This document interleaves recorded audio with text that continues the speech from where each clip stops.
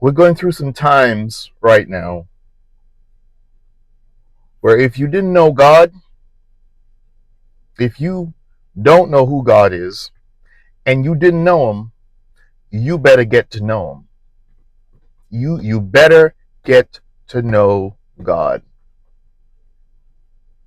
These are some tough times. These are some really challenging times. And each person, each individual is going to have to look in the mirror and ask themselves, what am I going to do to get through these challenging times? Whether it's economic, your financial situation, relationship, what are you going to do? You better get to know God. Because let me tell you something, God is not going to come down, so to speak, because we say God is heaven and heaven is up there, right?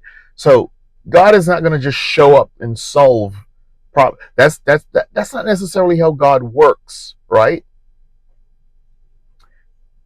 But you're still breathing, but you may still have a job, but you still have a skill, you have a talent.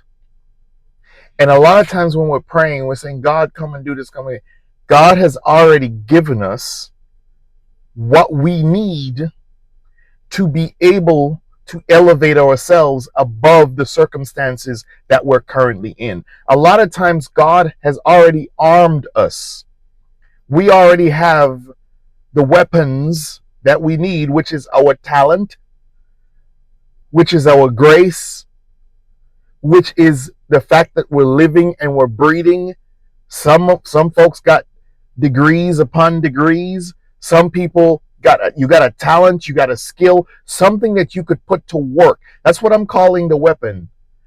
God has armed all of us with something, with a talent, with education, with a skill to be able to change our circumstances. So when we're praying, we got to keep in mind what we're praying for. Because God is not going to just rush and come. So many times when we're praying and we ask God, please take me out of this, please. God has already given us what we need. The question is, are you willing to make the sacrifice and use what God has given you to get where you would like to be in life?